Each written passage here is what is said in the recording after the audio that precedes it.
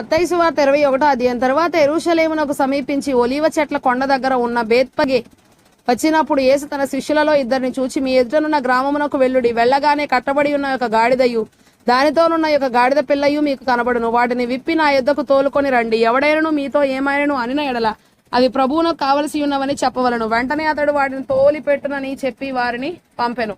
ప్రవక్త వలన చెప్పబడినది నెరవేరునట్లు ఇది జరిగెను. అదేమనగా, ఇదిగో నీ రాజు సాత్వికుడై గాడిదను భారవాహక పశుపిల్ల అయిన చిన్న గాడిదను ఎక్కి నీ వద్దకు వచ్చుచున్నాడని సియోను కుమారితో చెప్పుడి అనున్నది. శిష్యులు వెళ్లి యేసు తమకు ఆజ్ఞాపించిన ప్రకారము చేసి ఆ గాడిదను దాని పిల్లను తోలుకొని వచ్చి వాటి మీద తమ బట్టలు వేయగా ఆయన బట్టల మీద కూర్చుండెను.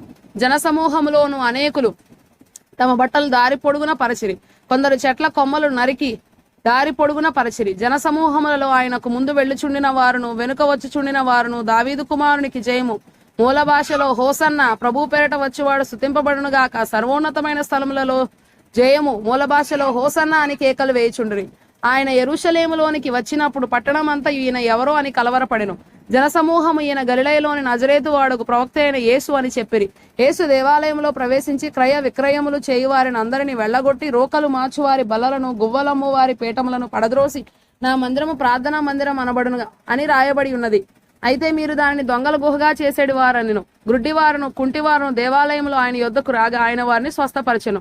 కాగా ప్రధాన యాజకులను శాస్త్రులను ఆయన చేసిన వింతలను, దావీదు కుమారునికి జయము, మూల భాషలో హోసన్న అని దేవాలయంలో కేకలు వేయుచున్న చిన్నపిల్లలను చూచి కోపముతో మండిపడి, వీరు చెప్పుచున్నది వినుచున్నావా అని ఆయనను అడిగిరి. అందుకు యేసు, వినుచున్నాను. బాలుర యొక్కయు చంటి పిల్లల యొక్కయు నోట స్తోత్రము సిద్ధింపజేసితివి అను మాట మీరెన్నడూ చదవలేదా అని వారితో చెప్పి వారిని విడిచి పట్టణము నుండి బయలుదేరి బేతనియకు వెళ్లి అక్కడ బస చేసెను. ఉదయమందు పట్టణమునకు మరల వెళ్ళుచుండగా ఆయన ఆకలి కొనెను. అప్పుడు త్రోవ ప్రక్కను ఉన్న యొక్క అంజూరపు చెట్టును చూచి దాని యొద్దకు రాగా దాని యందు ఆకులు తప్ప మరేమీ కనబడలేదు గనక దానిని చూచి, ఇక మీదట ఎన్నటికి నీవు కాపు కాయకుందువు గాక అని చెప్పెను. తక్షణమే ఆ అంజూరపు చెట్టు ఎండిపోయిన. శిష్యులది చూచి ఆశ్చర్యపడి అంజూరపు చెట్టు ఎంత త్వరగా ఎండిపోయినని చెప్పుకొనిరి.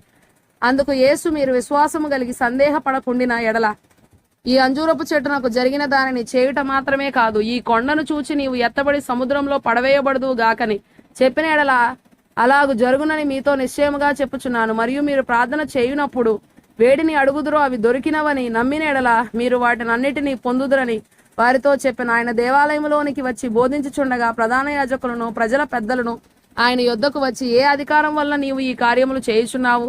ఈ అధికారం ఎవడు నీకు ఇచ్చినని అడుగుగా యేసు, నేనును మిమ్మల్ని ఒక మాట అడుగుదును, అది మీరు నాతో చెప్పిన ఎడల నేనును ఏ అధికారం వలన ఈ కార్యములు చేయుచున్నానో అది మీతో చెప్పుదును. యోహాను ఇచ్చిన బాప్తిస్మము ఎక్కడ నుండి కలిగినది? పరలోకము నుండి కలిగినదా, మనుషుల నుండి కలిగినదా అని వారిని అడిగాను. వారు, మనము పరలోకము నుండి అని చెప్పిదిమా. ఆయన, అలాగైతే మీరెందుకు అతను నమ్మలేదని మనల్ని అడుగును. మనుషుల వలనని చెప్పిదిమా, జనులకు భయపడుచున్నాము.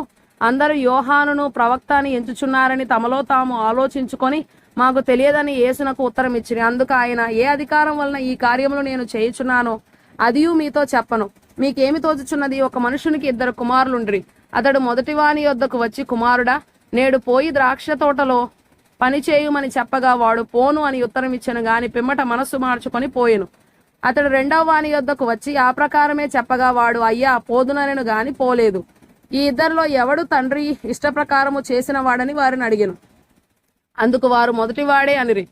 యేసు, సుంకర్లను వేశ్యలను మీకంటే ముందుగా దేవుని రాజ్యంలో ప్రవేశించుదురని మీతో నిశ్చయముగా చెప్పుచున్నాను. యోహాను నీతి మార్గమున మీ వద్దకు వచ్చెను, మీరు అతనిని నమ్మలేదు. అయితే సుంకరులను వేశ్యలను అతనిని నమ్మిరి. మీరు అది చూచియు అతనిని నమ్మునట్లు పశ్చాత్తాప పడకపోతిరి. మరి ఒక ఉపమానం వినుడి. ఇంటి యజమానుడు ఒకడుండెను.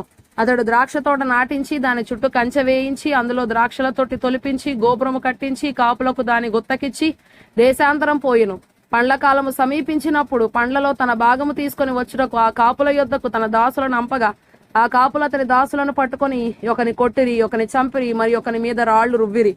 మరలా అతడు మునుపటి కంటే ఎక్కువ మంది ఇతర దాసులను పంపగా వారు వీరిని ఆ ప్రకారమే చేసిరి. తుదకు నా కుమారుని సన్మానించెదరనుకొని తన కుమారుని వారి యొద్దకు పంపెను. అయినను ఆ కాపులు కుమారుని చూచి, ఇతడు వారసుడు, ఇతనిని చంపి ఇతని స్వాస్యము తీసుకొందము రండని తమలో తాము చెప్పుకొని అతని పట్టుకొని ద్రాక్ష తోట వెలుపట పడవేసి చంపిరి. కాబట్టి ఆ ద్రాక్ష తోట యజమానుడు వచ్చినప్పుడు ఆ కాపులను ఏమి చేయుననెను. అందుకు వారు ఆ దుర్మార్గులను కఠినంగా సంహరించి వాటి కాలముల యందు తనకు పండ్లను చెల్లించున్నట్టు ఇతర కాపులకు ఆ ద్రాక్ష తోట గుత్తకిచ్చునని ఆయనతో చెప్పిరి. మరియు యేసు వారిని చూచి, ఇల్లు కట్టువారు నిషేధించిన రాయి మూలకు తలరాయి ఆయను, ఇది ప్రభువు వల్లనే కలిగెను, ఇది మన కన్నులకు ఆశ్చర్యం అన్నమాట మీరు లేఖనములలో ఎన్నడూ చదవలేదా? కాబట్టి దేవుని రాజ్యం మీ యొద్ద నుండి తొలగింపబడి దాని ఫలమిచ్చు జనులకు ఇయ్యబడునని మీతో చెప్పుచున్నాను. మరియు ఈ రాతి మీద పడువాడు తునకలైపోవును గాని అది ఎవని మీద పడునో వారిని నలిచేయునను. ప్రధాన యాజకులను పరిసయ్యులను ఆయన చెప్పిన ఉపమానములను విని తమ్మును గూచియే చెప్పారని గ్రహించి ఆయనను పట్టుకున్న సమయము చూచుచుండిరి గాని జనులందరూ ఆయనను ప్రవక్త అని ఎంచిరి గనుక వారికి భయపడిరి.